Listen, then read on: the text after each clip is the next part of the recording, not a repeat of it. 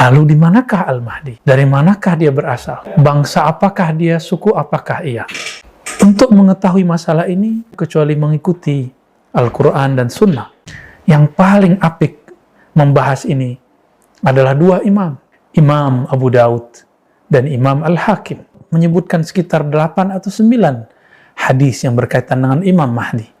Salah satunya menyebutkan suku asal-usulnya Al-Mahdi.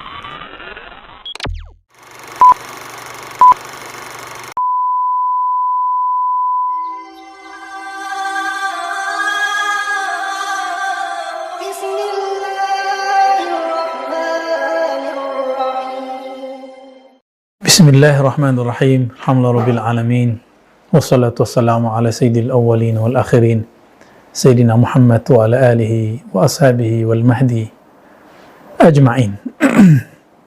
Sahabat-sahabat yang dimuliakan Allah, banyak pemikiran pada zaman hari ini mengenai kajian akhir zaman. Bahkan banyak yang sudah tidak sabar, bahkan bersiap-siap. Ada yang bersiap dengan persiapan fisik, berkuda, memanah. Ada yang bersiap dengan keilmuan, kajian. Ada yang bersiap dengan tarekat-tarekat. Ada yang bersiap dengan siasat-siasat. Semuanya sedang rindu menunggui Al-Mahdi. Karena ditunggu-tunggu, maka muncullah istilah. Yang istilah ini dipakai oleh ulama Ahlussunnah dan Syiah, yaitu Al-Muntazar, Al-Mahdi yang ditunggu-tunggu.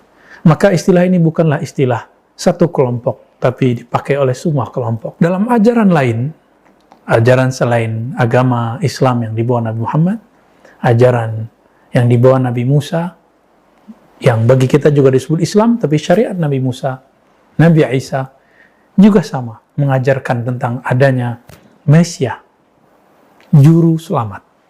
Di Jawa ada keyakinan Ratu Adil, Satria Piningit, dan selain sebagainya. Semuanya melulukan juru selamat.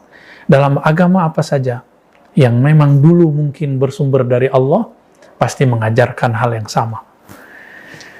Lalu di manakah Al-Mahdi? Dari manakah dia berasal? Bangsa apakah dia? Suku apakah ia? Untuk mengetahui masalah ini, tidak ada jalannya kecuali mengikuti Al-Quran dan Sunnah. Di dalam Al-Quran, tidak disebutkan secara eksplisit. Tetapi kita beruntung, umat Islam mempunyai satu keilmuan, sumber keilmuan kedua, yaitu As-Sunnah.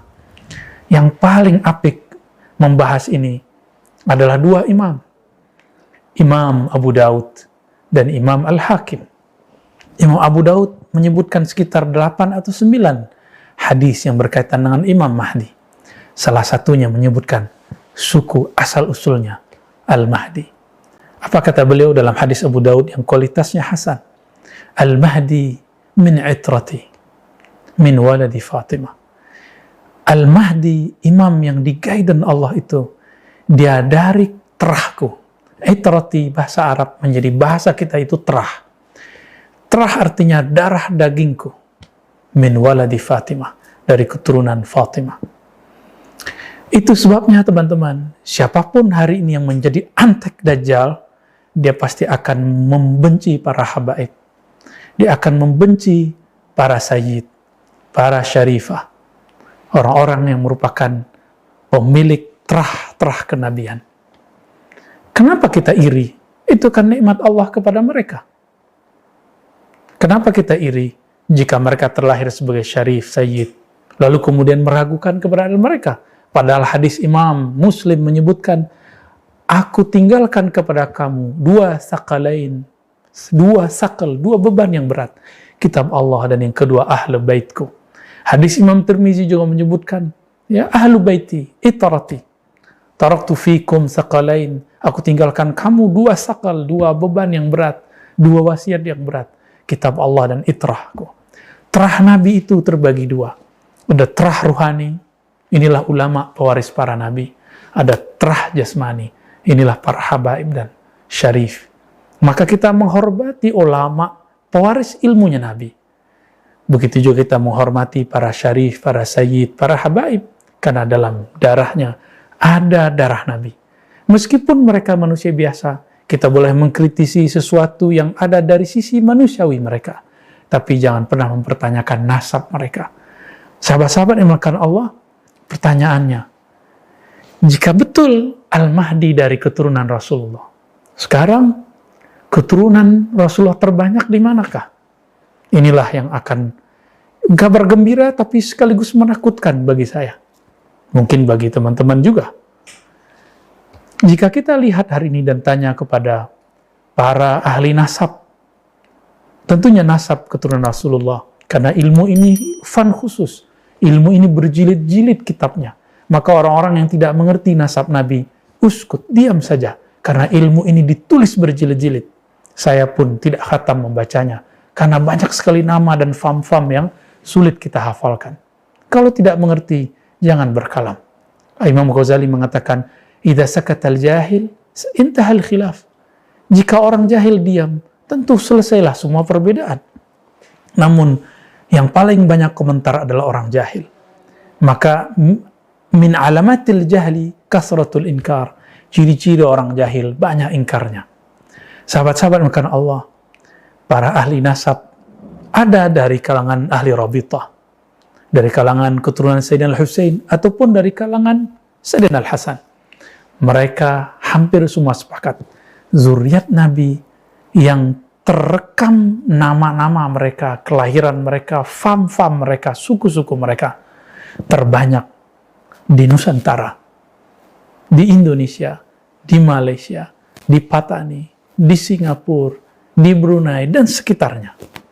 Meskipun banyak tersebar di India, di Gujarat, di Uzbek, bahkan ada beberapa di Cina, ada juga di Amerika Latin, ada di Mesir, sampai ke Maroko sana, ada. Namun, zuriat Nabi yang paling banyak dan terekam dengan baik, itu ada di Indonesia. Maka Rabithah Alawiyah Indonesia termasuk rujukan di dunia ahli nasab internasional. Dan saya belum bertemu orang atau komunitas atau institusi terbaik melebihi Rabithah Alawiyah. Barangkali inilah nubuat Nabi. Dalam merekam, merekod siapa yang meninggal, siapa yang lahir, dari orang yang tergolong kepada keturunan Sayyidina Al-Husain, Bani Alawiyah, kecuali Rabithah Alawiyah. Kita bisa merujuk mereka. Dan ini bagi saya adalah mukjizat Nabi Sallallahu Alaihi Wasallam. Yang Nabi mengatakan, kullu nasabin inqata'a illa nasabi. Semua nasab terputus kecuali nasabku. Maka teman-teman, besar kemungkinan Al-Mahdi mungkin sudah menginjakkan kakinya di negeri ini, mungkin sudah terlahir, mungkin sudah bergerilya, atau belum. Mungkin Allah sedang menutupinya, atau memang Allah belum memunculkannya. Namun, dengan banyaknya prahara-prahara di zaman ini, sehingga muncul ketidakadilan bukan hanya di negeri ini, di mana-mana, yang sifatnya global. Maka Al-Mahdi kemunculannya tambah dekat. Ciri-ciri kemunculan Al-Mahdi satu saja yang paling jelas. Idza muliat al-ardu jawra. Jika bumi ini dipenuhi dengan ketidakadilan secara global, bukan parsial, bukan partai, bukan presidensial, bukan monarki, tapi global. Gerakan ketidakadilan itu disebut jaur, bukan zulm. Jaur ini lebih umum lagi dan lebih ganas lagi daripada sekedar zalim. Jika ini sudah memenuhi semua dunia, negara-negara sudah mulai timpang, hancur, baik karena pandemi, penjajahan, dan segala macam. Tinggal menunggu saat yang terakhir munculnya sang juru selamat, Al-Imam Al-Mahdi, yang ditunggu oleh semua orang yang percaya kepada Tuhan alam semesta, yang kita sebut dalam agama kita Allah Subhanahu wa Ta'ala. Apakah negeri kita? Jika melihat persentase jumlah para habaib, besar kemungkinan dari negeri kita. Tapi bisa juga bukan dari negeri kita. Kita nggak boleh juga terlalu GR, terpercaya diri, tapi kita juga tidak boleh putus asa. Siapa tahu Allah memilih negeri ini. Karena Allah dulu telah pernah memilih daerah Persia, Rum, dan Cina. Barangkali mungkin juga sudah Eropa, Afrika juga sudah pernah. Tanah Jawi, tanah Nusantara akan menjadi gilirannya. Wallahu a'lam bishawab. Mari bersiap, pantaskan diri menjadi pengikutnya. Wassalamualaikum warahmatullahi wabarakatuh.